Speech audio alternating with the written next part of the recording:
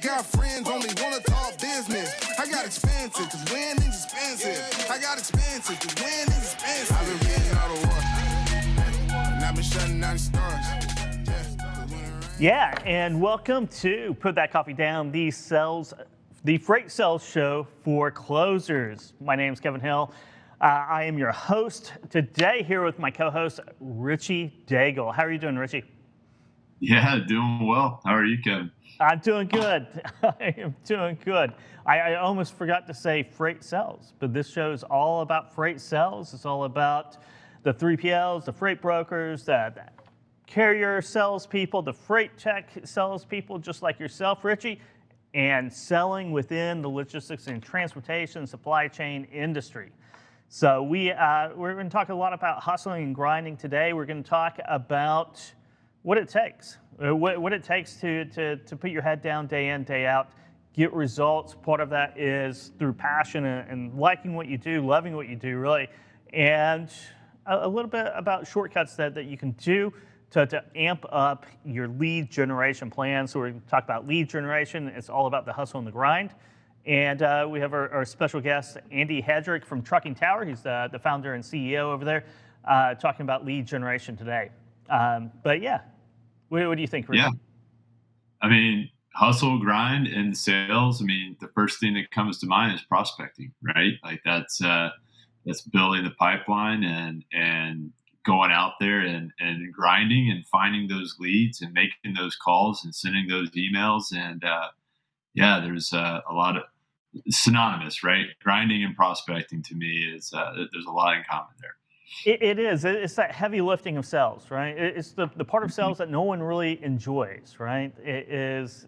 I always call it the dish digging of sales, right? That manual labor that you go in, that you don't really want to do that. You want to do everything else, all the glory things, right? The presenting, the closing, the collecting commission checks. You want all those things. But the lead generation and prospecting it's practice, right? It's the practice that you just don't want to get out of bed and do every day. Yeah, it's a bit more vulnerability with prospecting too, right? I mean, you're making cold calls, you're putting yourself out there. It's a numbers game. There's going to be a lot of times where your rejections are high. Like it's like baseball when you're hitting 300. If you're getting 3 successful calls out of 10 cold calls, you're doing great, right? And fantastic. There's a mindset that you have to have for that, and and that's really interesting to me about exploring what that mindset is and what it looks like, and looking at how it's come out in the real world before and other applications. You really do. It's take baseball, right? It's taking those 100 ground balls, right, and getting hit in the shins, and getting a jammed thumb and things like that. I think most people would rather do that than hearing no over and over and over again on the phone or through email or in person when you're knocking on doors. I think most of us would probably take the sore thumbs and the bruised shins. Yeah, absolutely. Right. And, and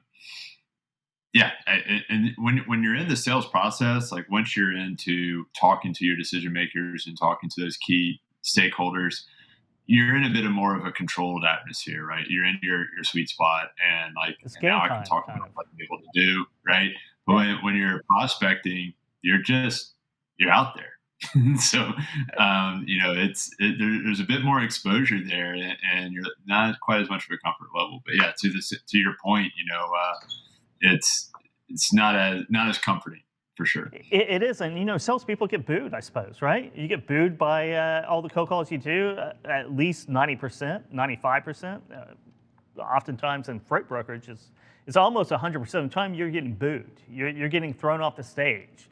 You are getting the TV show cut in the middle, right? But that 1%, or that 0.5% sometimes can make or break you, make a really great life for you, or can make you miserable. It's really up to you.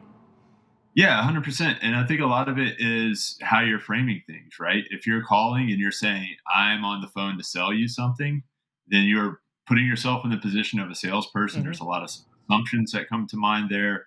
that may or may not be true.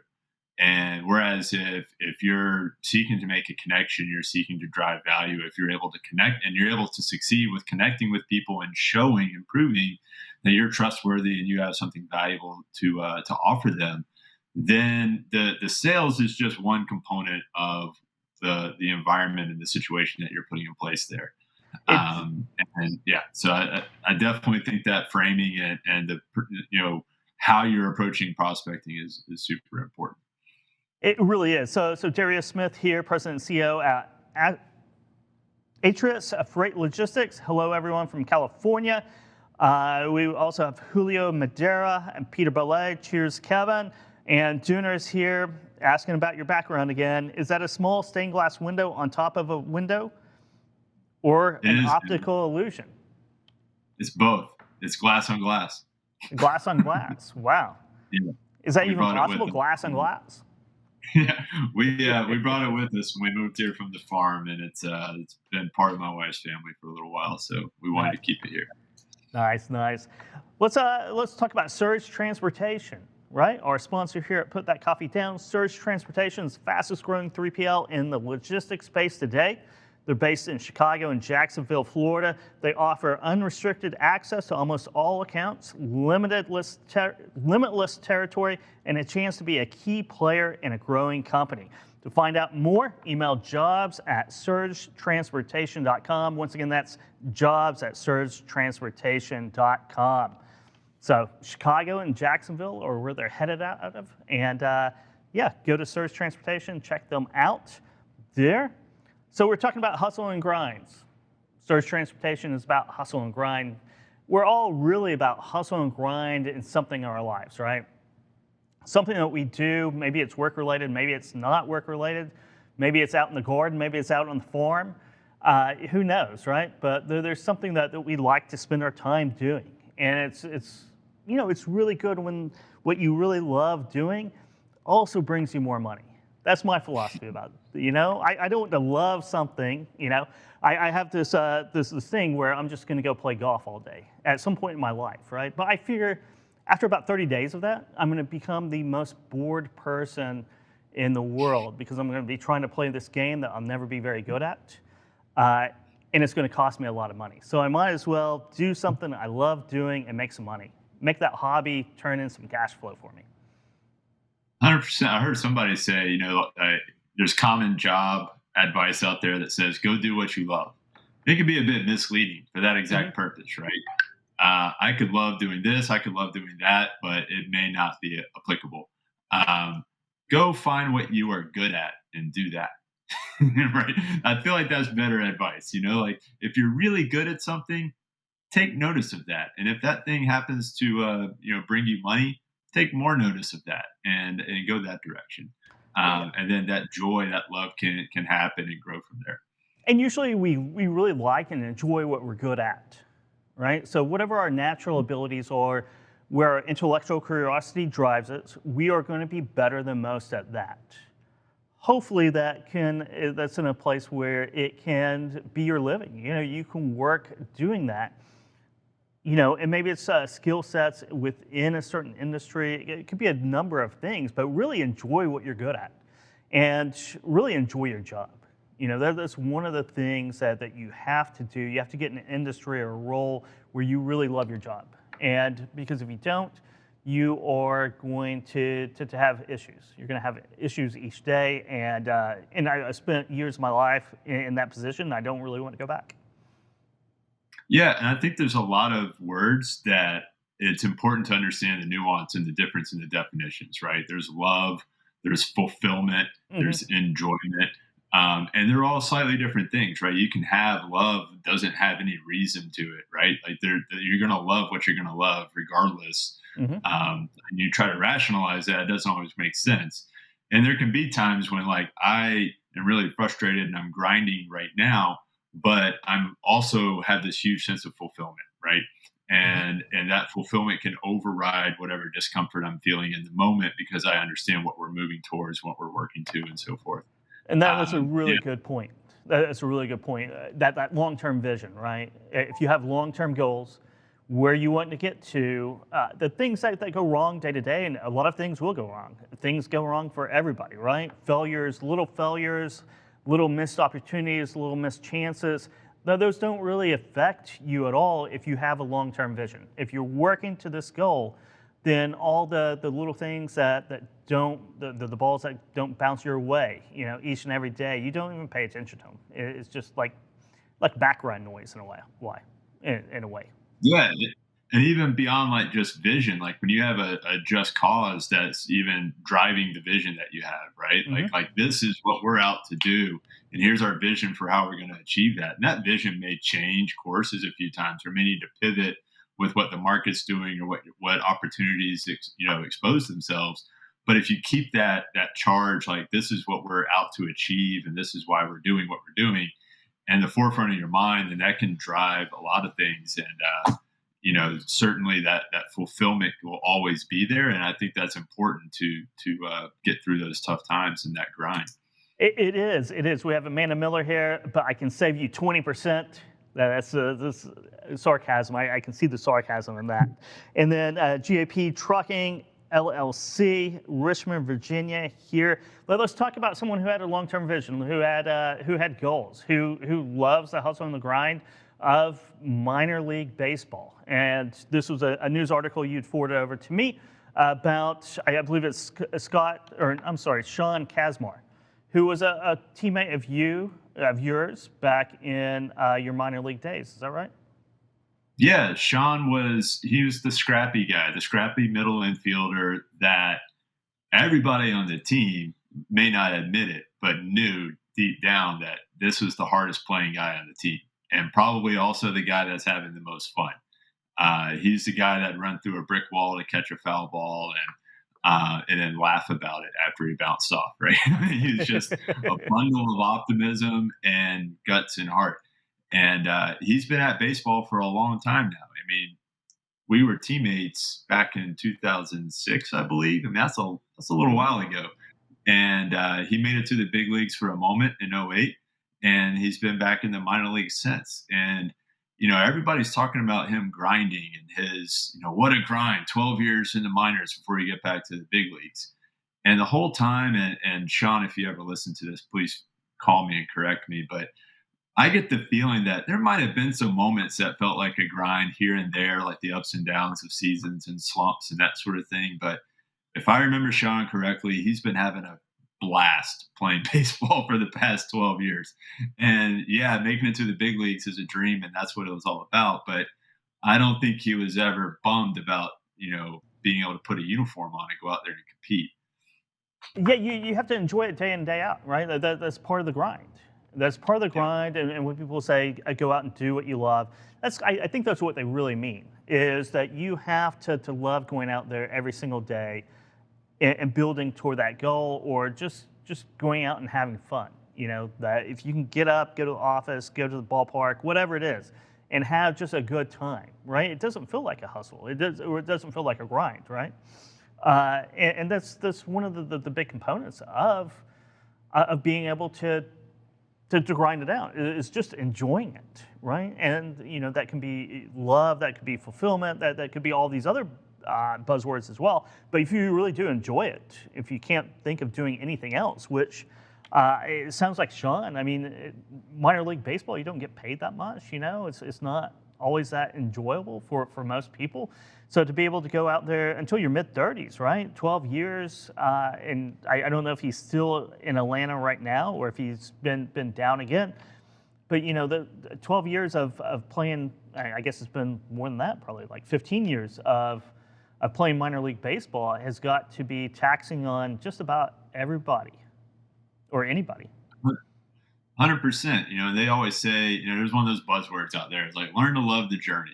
Right? The journey is more important than the destination. I agree completely, but that doesn't make the journey rosy. It doesn't make the journey wonderful and warm and fuzzy all the time. The journey can be hard. There can be obstacles. There can be ups and downs. You can get beat up, you can get beat down, etc. But the fact that you're still on the journey at all is huge. And you have to keep that in mind, that, the ability to compete, the ability to have the chance to grind it out and all of these things you find enjoyment in the difficulties. And once you start finding some fulfillment and enjoyment in the hardest of hard times, then you're really in a good situation, and you're setting yourself up for a lot of success. Do you regret not playing minor league baseball for 12 years? Would you have done it for I 12 turned down years? a lot of opportunities to play independent ball, and I think about that. And it was a risk analysis for me, right? Hmm. Like when I turned down, I don't know, I think I had a dozen offers or so, and the more I thought about it, was I knew the odds of getting out of independent ball to get back into minor league ball. And I knew then the odds of getting from minor league ball to the big leagues. And so I'm doing all these calculations and my age and where we're at. And, I made a risk adverse decision there to move on. Hmm. Do I miss competing? Yeah, absolutely. But I was also in the position to where I wasn't completely dependent on baseball. I made good grades, Yeah. and felt like I was going to be successful in other avenues as well. So, um, yeah, it is what it is, and that's the decision that I made at the time. I don't. Maybe I'd make a different decision today. Maybe I Hmm. wouldn't. I don't know. It's, But yeah, I tell you what, one of the biggest things that struck me with this article is that they have the lineup cards for the last time he was in the major leagues in 2008, right? And I go through all 18 players on the lineup cards. No one's in the big leagues anymore, right? I mean, you have like Nomar, Manny, Russell Martin. There's some really, Hundley, Will Venables, some major names here, and some minor names, but no one. I don't think anyone's still active in the major leagues, but Sean is. yeah. You think about like poker tournaments, and it's not Hmm. about having the biggest chip stack. It's just about being the last person sitting at a table. Yeah. Right? Like the whole idea of a poker tournament is like keep playing. As long as you have a seat and a chip, you're in it, right? And it's kind of the Yep. same thing with baseball. Is like keep playing. And I'd even say in freight brokerage, like as long as you're in the game and you're making money to be in the game, you're putting yourself in the position to expand and grow, and you're in the game, period. And even if that's not looking super bright at the moment, the fact of being in the game at all is a win. And that's a win that sometimes you need to remember if things are tough at the moment. It's good to keep that perspective. It is. It is. You have to get up every morning and like what you do. If you don't, it's Yep. hard to be successful. I mean, it's unless you're really, really good at what you do. And if you are, you should go find an environment where you're really, really enjoy showing up or logging in now, right? Since we're all working from home, you have to find that, and once you find that, then you can, if you like the grind, because success is all about grinding away. I mean, that's 99% of it. They have the saying, 90% of life is just showing up, Yep. and there's a lot of good advice in that saying. I guess that's the reason I why it's think a cliche. it makes me think about Michael Jordan, right? Like they said when Michael Uh-huh. Jordan was in practice, he had the same intensity as a game. And it wasn't Hmm. like I'm gonna have the same intensity as a game. No, that is just his journey. That was his enjoyment of any opportunity to compete, regardless of what the Yeah. situation or the circumstance or who the audience was. Or if it's And I three think a.m. in a casino in Nowheresville, Louisiana, right, in Shreveport or Tunica. yeah, there's Yeah. definitely a downside to that mindset if you're not careful, right? There is, yeah. but but yeah, it's an enjoyment of competition.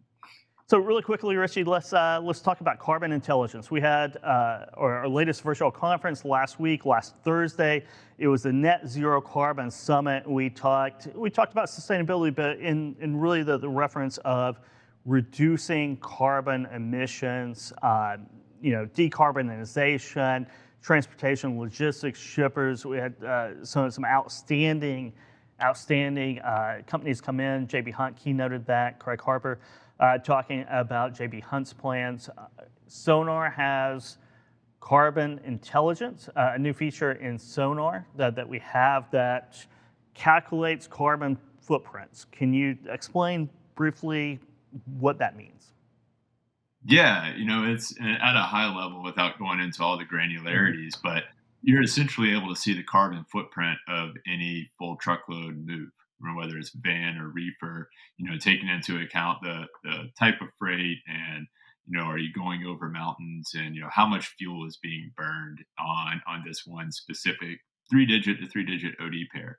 And with that visibility, shippers can make more intelligent decisions around their networks and what modes they're going to use when they're going to make those movements. There's a lot of key decisions that can be powered by understanding what the carbon footprint is at any given point in time on any specific lane.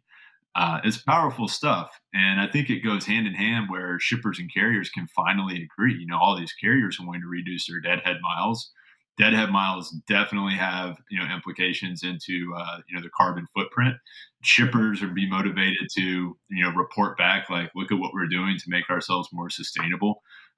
It's exciting to see companies and entities kind of find you talk about journeys. Everyone's joining together to say, like, hey, we have a common cause that we can all work towards, and here's a tool that can help us all reach those goals and achieve carbon reduction in the transportation space. So really excited to be a part of the Sonar team that's able to spread this technology across the whole country and get this into as many hands as possible, because the implications are going to be massive.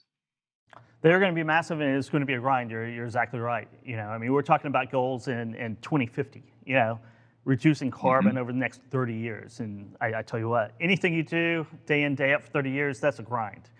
That is. So it's going to take a lot of parties to figure this out. But yeah, certainly if you want to learn more about carbon intelligence and that tool in Sonar, reach out to Richie. What's your email address, Richie? Yeah, it's rdaigle at freightwaves.com. So it's rdaigle at freightwaves.com. And I believe it's Richard Daigle on LinkedIn, right? Or is it Richie? I believe so. Or Rich. It may be Richie. My dad's a Richard. I'm a junior, Kevin. Everyone's always called me Little Richie, but I'll answer if people call me Richard too. So either way, yeah, I'm on the LinkedIn as well. You're on that LinkedIn. That's good. You're on the LinkedIn. You can go to the Google and find the LinkedIn, right? Speaking of LinkedIn, speaking about prospecting, lead generation is something I really like to talk about, just because it's the hardest thing in sales, and we were talking about it earlier, Richie. It's the ditch digging of sales. It's that manual work that's never any fun.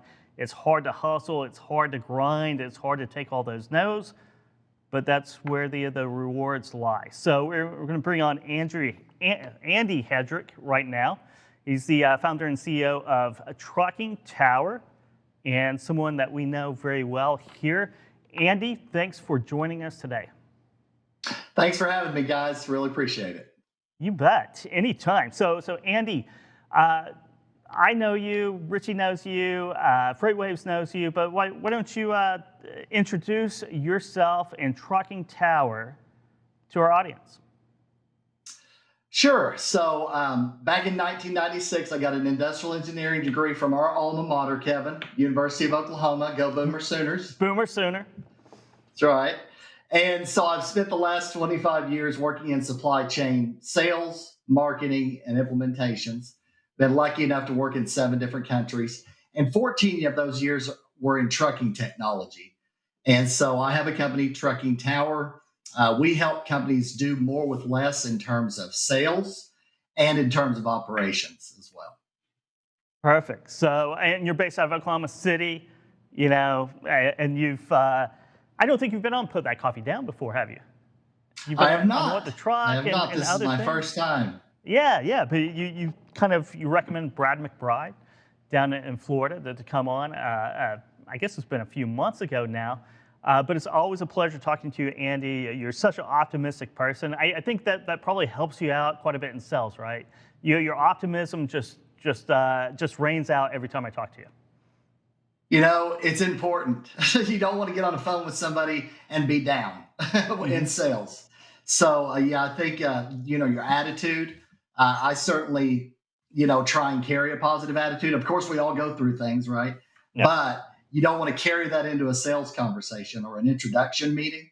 Certainly, you try and keep that somewhere in the back, basically, and keep it positive, keep it upbeat as much as you can. Yeah, it's great. It makes me think of Viktor Frankl. I don't know if you're familiar with Viktor Frankl, but he used to always use this analogy about landing a plane when there's crosswinds, and you have to, if you're trying to land in a certain direction, you have to aim above that, and the winds blow you down into where you're trying to get. And sometimes you have to, if you're trying to go one direction and get to one place, you have to be more optimistic than that because the crosswinds of sales will blow you back down to the place where you're trying to get. Sometimes optimism is the best form of or realism in that sense. Absolutely. And that brings me back to a story. Early in my career, after graduating, I was flying into Oklahoma City in a snowstorm, and it was 40-mile-an-hour winds. And I'm sitting beside a guy that's flown his whole career, and he goes, "Oh my gosh!" And I thought, "Oh wow, are we in trouble here?" But he pulled it back. Right? He fought the wind. He got us onto the runway, obviously, and so it turned out okay. Was it like a Cessna or something? Doesn't sound like it was commercial. It was a prop plane. Oh, okay. Yep. Back in the days of prop planes, back in 97, 98. And a lot of those prop planes, they just don't fly in and out of icy conditions anymore there were some accidents. Yeah, obvious reasons, I suppose, right? Yeah, for obvious reasons, right? Planes don't do well with ice on the wings. So, but we were fortunate, and we made it in okay. But it was an interesting flight in, that's for sure. Yeah, Richie brings up a really good point, right? You have to, the crosswinds analogy, I really like it because if you read books on writing, right, and we're going to talk about emails and LinkedIn messages here in a little bit, you have to write really energetically, right? Because that's going to filter down to the written word. Your thoughts are going to filter down to the written word, and it's going to take a lot of that energy away, right? And then when someone reads that, by the fact of reading it, filters out even more energy. So you have to really go over the top whenever you're writing, especially sales literature, because there's so many filters that go through until the final reader actually absorbs it, right? You have to shoot over, just like crosswinds, right? Because you're going to be dragged down by the normal process. It's the same for TV too, right? You have to be a little bit more energetic because then it's going to get filtered by the camera and then filtered by the viewer. And there's a lot of filtering that out of the energy that takes an effect no matter what you do. Absolutely. You got to keep it.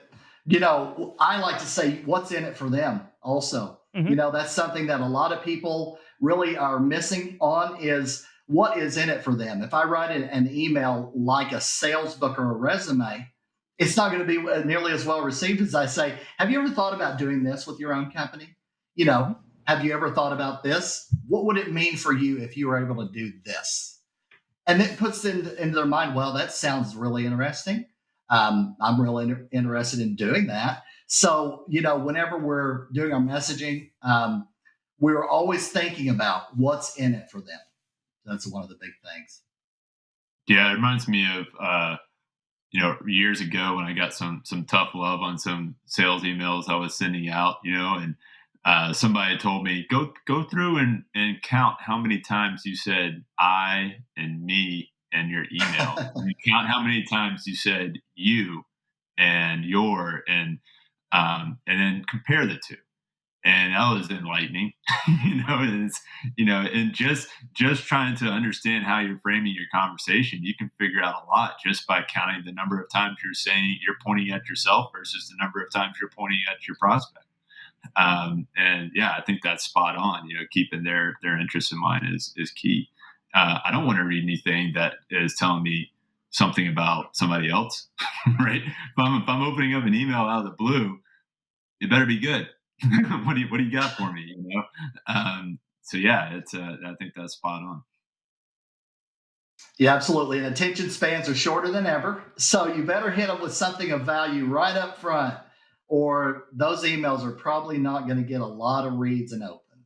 It won't. One of the things I started experimenting, we're going to talk about messaging here in a second, whether it's a cold email or a cold LinkedIn message, it's all the same. Or a cold card or a letter that you put in snail mail. It's all the same because the attention spans are short. But I started experimenting and kind of pushing myself, I know, to the limit, or expecting myself not to say anything about myself whatsoever, my company, anything, and really pushing it to the limit of that it basically would have to Google it to really find out what I was doing, because it was all focused on them or their solution or something like that, and I just leave myself completely out. And I just started experimenting with that, and you learn a lot whenever you test things out. You do like the A/B testing and just seeing what will work. I was showing up every day in my office, sending out 4,000 or 5,000 emails. If you're doing that, you start experimenting because you just want to find out what works. But yeah, I would encourage everybody to experiment and try to minimize your company, yourself, as much as possible, and just see what happens.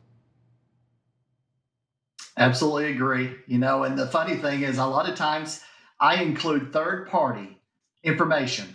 For example, selling smarter. Getting more results with less effort. And it's not even things I've written, just quotes and articles and so forth. And so, it's nothing about me. It's something I hope they find value in. And ultimately, they're going to want to have a conversation when we're talking about selling smarter rather than harder. So, it works.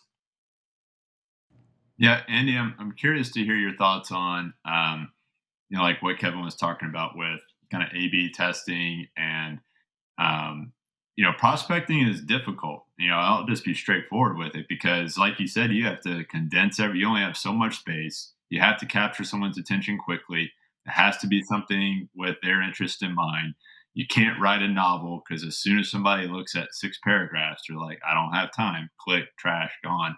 So what are you finding that works? And is there a magic sauce? Is there a magic formula that says, keep your initial cold outreach to this many characters or this many paragraphs, or, start with this intro versus that intro? Like, what have you found through your testing that you've seen results with? Sure. Yeah. So I kind of started on a personal journey in 2018 to do sales through LinkedIn. And I tried various messages and approaches, and some work better than others, right? And, the thing that I've found is I have to have things of value on my website and on my social media that are free, because the vast majority of executives are going to go to your social profile and your website before they'll ever decide on a phone call with you. So I try and put plenty of what I'd call hooks out there that are free, free advice, free white papers, videos, tools, calculators, etc., that they can use, whether they ever do any business with me or not. But ultimately, you want to have a conversation with the person, and you're trying to deliver things of value up front to get to a conversation. So that's worked really well in this area, especially since 2020 and the pandemic. It just fast tracks digital lead generation in a big way. A lot of times, companies won't even let you come into their office and sit in a conference room, and deliver donuts and deliver coffee. So you have to find other ways to prospect, and digital is kind of, I think, a big way to do it without a whole lot of heavy lifting if you do it right. It is. I mean, digital is key right now. It certainly is. So let's talk about LinkedIn messages, right? And that is Trucking Tower, right? It is a service to automate LinkedIn messaging so you can reach more people with a great message to pump up your pipeline of sales, your lead generation efforts. Explain that a little bit to us. Yeah, so we have a coaching program and automation for LinkedIn lead generation. And it's a revamp of the LinkedIn profile most of the time because we need to deliver value through the profile and not a resume. So it's a program of coaching, and then there's an automated sequence of messages. And our statistics show anywhere from 30 to 50% of the executives in a target group that you're going after will connect with you. But then from there, the average is 6 touches before you can get an executive to a meeting. Now, one of the things that we do in our program is get them to a 15-minute phone call that's a personal conversation. And you're going to bring up things about them from their LinkedIn profile. I see that you went to University of Oklahoma. I see you're on this podcast and so forth. You're talking about them. Let them talk about themselves. That's one of the things. People love to talk about themselves. It's just the way it is. So let them and get a little bit of a comfort zone going. And then you get to the meeting after that. I love that. It's like small steps, right? Everybody, and I'm guilty of this, right? I'm thinking long term. I want to fast track to a close. I want to provide value. I want to get to the destination as quickly as possible. And sometimes I forget how necessary each of the small steps is along the journey. And I think that's really great that you're breaking it down and you're saying, like, let's just focus on the process and each step one at a time, and we'll get to wherever we're going to get. That's great. How do you structure, 6 touches or a sequence of automated 6 touches, or even if those aren't automated, how do you do that in a way where it doesn't feel spammy? Like how are you structuring or positioning those touches to be value driven and authentic and good and not just like, hey, it's me again. You want to talk? I'm curious to hear what your methodology is there. Absolutely. So one of my very first sequence messages is sending a third-party article on the subject that is relevant for the client. And it's not written by them, and it's not a sales pitch. It's not a brochure. It's something about the industry. And FreightWaves news article. I ask for, what's that? A FreightWaves news article like that. That's right. FreightWaves said this, so it's got to be the truth. Yes. So, and then I ask for their comments on it. I'd love to hear any thoughts on this, right? And the funny thing is we've done studies on this. It's a psychological buyer psychology process. People like to buy from people they know, like, and trust. So you got to get that know, like, and trust factor up to get more sales meetings. And so then, further on from there, I'm providing a free video, how to close more deals on LinkedIn. No charge. Just here's advice on what to do with your profile, your messaging, what you should say and don't say. I've got a white paper on the same thing, top 10 things not to do in sales. And it's got a lot of comedy in it and analogies in it. And so we try and keep it light and optimistic and so forth. But you're not getting, I don't know about you guys, but I probably get 15 or 20 spam inbox messages a week saying, I can do this, that, and the other for you. They don't know if I'm going through a merger acquisition, doing a new building, they don't have any idea. But when you hit somebody up front with a spam message like that, a lot of times it'll close the door before you even get to talk to the person. It will, because I get those 20 spam messages, and a lot of it is about asset-based lending. I have so many people wanting to loan me money against the equity in my trucks, right? Which I don't own any trucks, so that they didn't really do too much research, but I came up in that industry, right? Trucking, transportation. So it's just a blind email. Going back to Richie's point and Richie's question, really, is how do you get so many contacts without it feeling spammy? And you answered it. It's kill them with kindness. And a great thing of kindness is to give people free information. It really builds up the value. It's that non-monetary value that will close your actual deals. You just always have to be at every step of the process, from that first cold email or message to the 8th cold email or 8th cold call to the 5th follow-up. You always have to be building value, offering some type of value, and asking nothing in return. I think that's really the key, right, Andy? Absolutely. And then once you get the reply and somebody says, that sounds good, or thumbs up, I like it, or, I believe this about that article, you move them into an email warm funnel and you give them more value in a sequenced email follow-up program. And ultimately, you're trying to get them to a 15-minute call at the bottom. You please feel free to book me for a call, an introductions call. And then on that call, of course, like we talked about, let's talk about them. What's in it for them? I focus on them. And it's just selling key. that call, right? That first messaging is just about selling the call. You get them on the call, then you start worrying about the next step. Right. Right. And the funny thing about it is you'll ask these people about what's going on in the industry. What's going on with you? How did you get involved with your company? What do you do? And let them talk. And it always comes back around to, so what do you do? Yeah. Every time, but you just let them talk about what's going on with them, and you'll be surprised. They're going to ask you what's going on. Okay, so what do you do? How can you help? And then there's your open door. And then typically in our, sales process, we turn that into a meeting. And of course, in the days we live, it's an online meeting 9 times out of 10. So, get to an online meeting. And again, even within that meeting, though, you don't want to show up and throw up. That's one of the top 10 things. Mm-hmm. Don't show up and throw up. Nobody wants to sit through a 15-page PowerPoint of text bullets.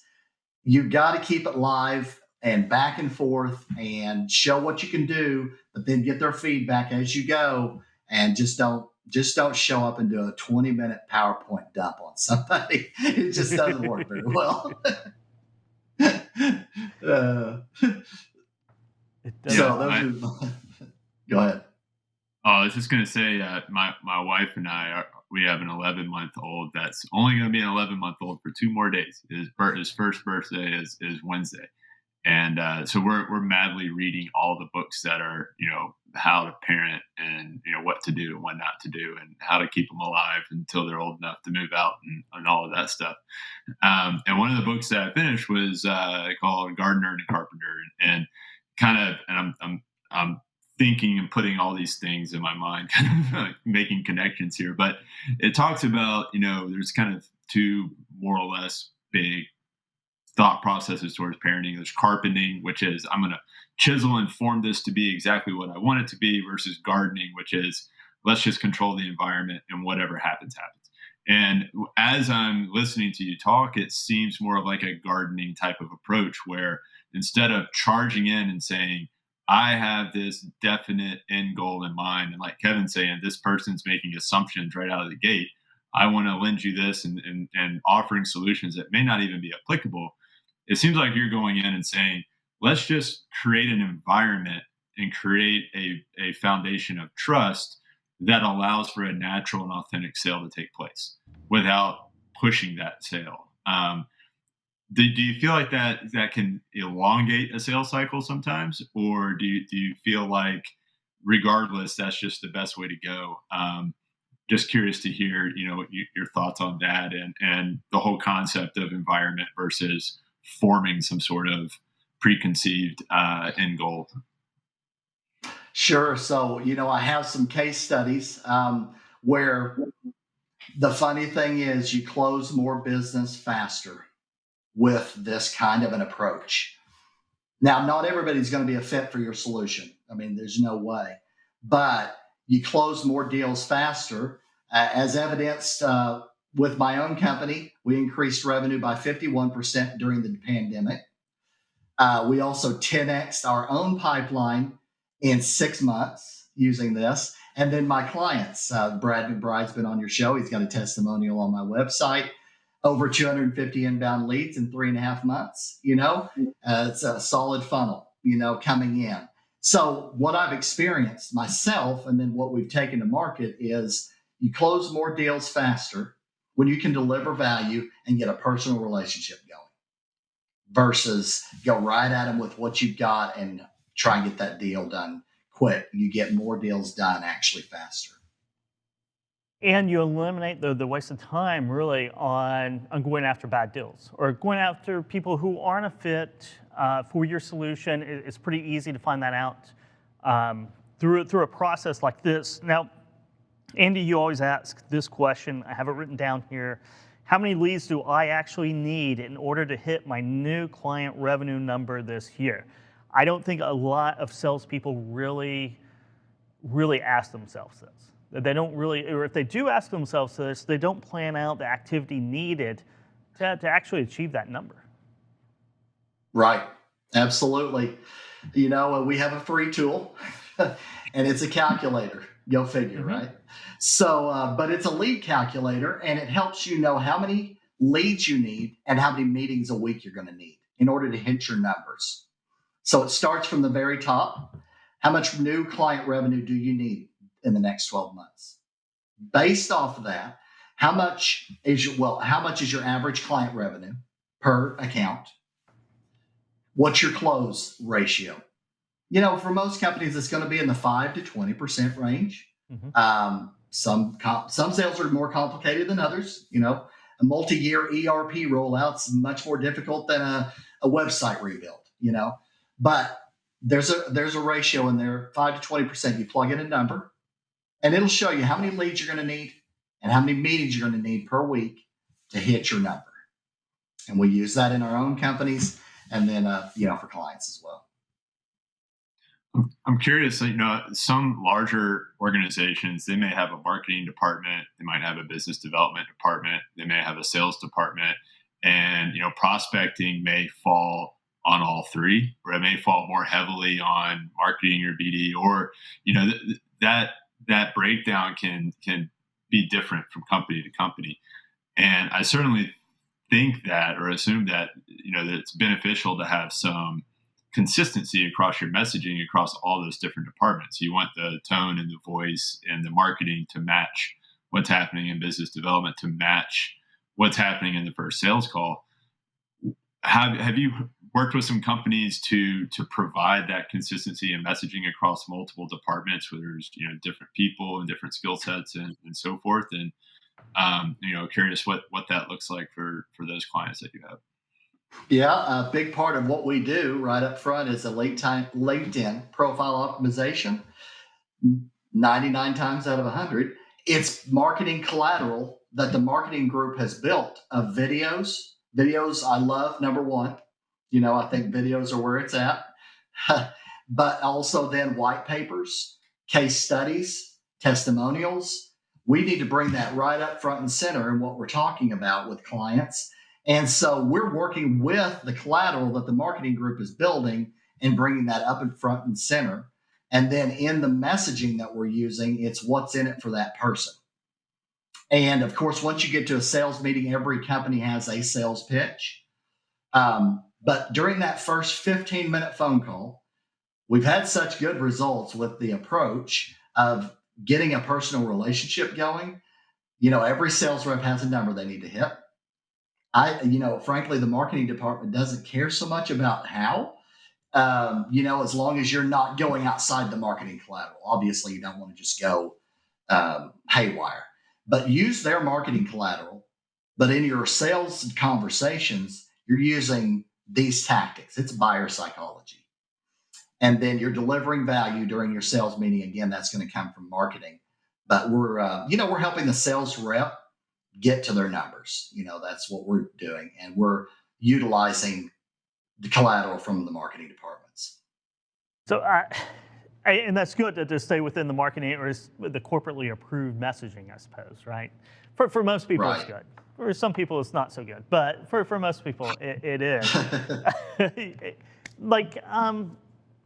So inbound leads is where everyone wants us to be, right? That's the end of the journey. That's the end of the hustle, or not really the end of the hustle, but it's one of the points along the way on the grind and the hustle. But it all starts with outbound prospecting. And I know that a lot of people, no matter what industry, freight, we talk about getting to the point where we can dominate inbound leads, and I think that's what everybody wants.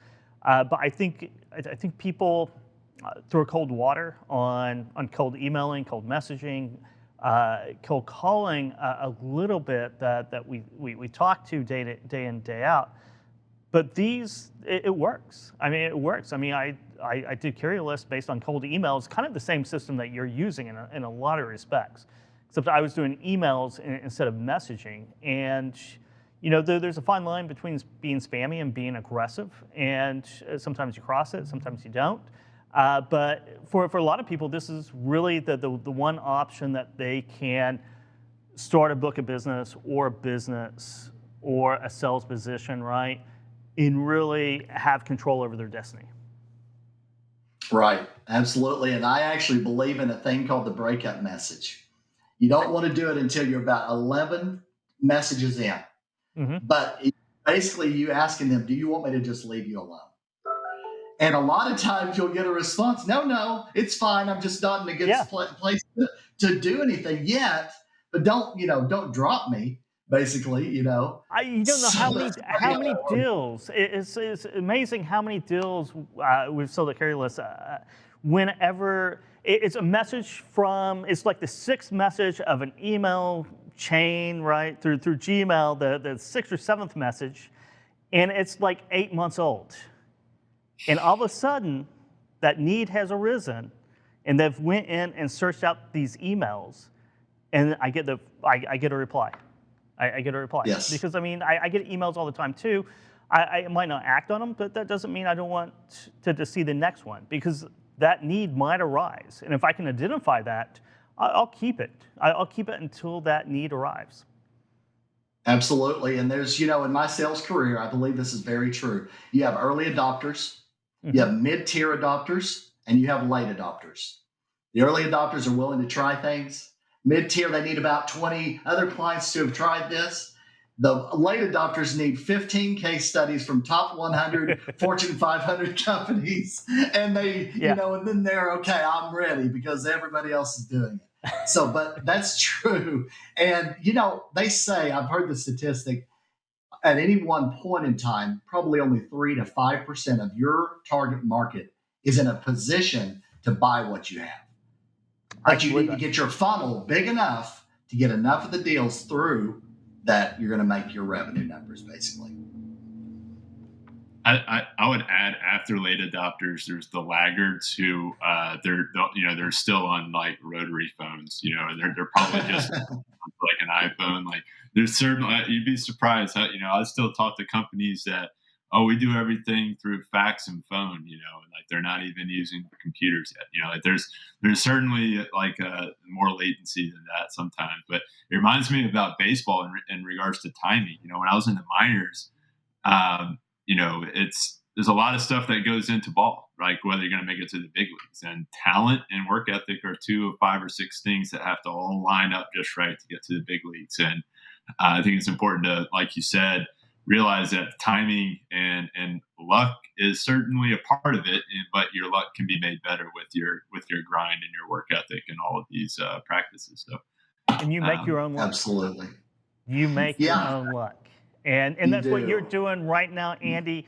Thank you so much for coming on. How does our audience reach out, learn more about Trucking Tower and your LinkedIn messaging system? Sure, I appreciate you doing that. Truckingtower.com is our website. You can find me on LinkedIn under Andy Hedrick. Perfect. Awesome. Thank you so much again, Andy. Always a pleasure talking to you, and we'll keep in touch. Thanks, guys. Thanks, Andy. So, Richie, all about outbound lead generation. It's you do make your own luck. In sales, part of your own luck is having enough leads to where bad things can happen and you're still on pace to get over your quota. 100%. And the thing that keeps coming to my mind during this conversation, Kevin, is that the same themes keep arriving or coming to the surface in all of these shows, right? Like whether we're talking about the science of selling, whether we're talking about spot market, whatever, or even, prospecting, it's having a scientific mindset where you're testing things and you're paying attention to what the data is saying, and you're understanding how numbers work and understanding the numbers that you have to play from a prospecting perspective. And secondly, is keeping your prospects' interests at the forefront of your mind, having everything around, having them be the hero of the story that you're a part of. And those two things are just reoccurring themes that just keep on coming to the surface the more and more we talk with, some of the leading individuals in the sales space. And I think that's interesting. It is. It is very interesting. It really is because it's adding value. Andy was just talking about it. Every message, right? If it's 6 messages, 8 messages, 20 messages, you're always adding value. You're not pitching a product all the time, right? You're adding value. And if you can come up with a system where you've added so much value, by the time you get on that 15-minute phone call, and then you can add value there, then the value is probably going to exceed the price at that point. Yeah, and if you think about it, the whole goal is add value, even post-sale, right? Mm-hmm. What you're selling is adding value. You're adding value in the beginning and then saying, I can add a lot more, but we need to play by these rules, which involve this exchange of money and funds for us to continue this value addition. Right. And so it's like you're just proving in the beginning, before you put the rules in place, the value that you're capable of providing. And that's how things work. Then you have to deliver, which is, delivering with wow is one of those phrases that are always out there, but it's true. You have to deliver with wow. You got to say what you're going to do and maybe 3 or 4 different things. And to keep that on the retention, whether you're a SaaS company or, just a general freight broker, right? I mean, it's all reoccurring business that you have to keep your customer. It's especially in freight brokerage, man. It takes so long to get a really good customer, get them through that pipeline to even transact business, and then to expand that book of business or expand that customer's business within you to earn that trust to move more and more loads. That losing that puts you far, far behind. And I saw a lot of times during my freight brokerage career is you have that one big customer that does 80% and you fall off on your service, and that 80% of your gross margin each month just disappears overnight. It's expectations management, right? You have to land the business by setting correct expectations. And then on the service side, you still need to be able to exceed those expectations. So it's selling high expectations and then still finding a way to rise above. And keeping that grind and hustle, right? I mean, that's a grind too, right? Keeping those expectations up or meeting those expectations. Post-sell is a grind and hustle all of its own. 100%. And again, like the fulfillment or like the overarching drive for doing that is that mindset of having the customer be the hero of the story, right? Where you're really going out of your way to make sure that they're still winning and that value is still there, pre and post sale, and especially post sale, right? Because that's what's created the stickiness. Something that's building high expectations throughout the logistics and supply chain, Richie. I can think of a few. Something cool, something really cool, and something we're doing Friday here. Our next virtual summit is FreightWaves. It's all about drone delivery. Talk about high expectations, really cool technology, really cool video throughout the day of drones in action, delivering everything from fast food, McDonald's orders, to vaccines, to whatever it may be, right? And where is drone technology and drone delivery going in the future? We have some great companies on lineup. We have NASA coming in doing keynote speak. Their director of drones, of drone research, is talking with Dooner. I just did an interview today with Manna from Ireland, who is delivering all kinds of things. UPS is going to be joining us, Flytrucks, a number of different companies that are doing fantastic work. Horsefly is another one. But we'll see. I mean, that's one of those technologies and things that, so the sky's the limit, right? Drones, sky's the limit, but there's a lot of grinding and hustling that has to go through. But before they reach scale, but everyone's trying to reach scale. But that's what we'll be doing all day Friday. Looking forward to it quite a bit. We'll be back with Put That Coffee Down. Richie's going to be in studio next week. We're going to plan it out right, and you're going to be in studio, Richie.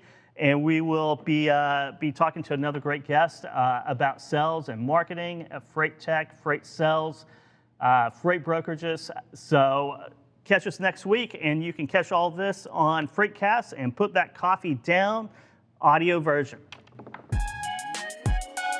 I got friends only wanna talk business. I got expensive, cause winning's expensive. I got expensive, cause winning's expensive. I've been reading all the war, and I've been shutting down the stars.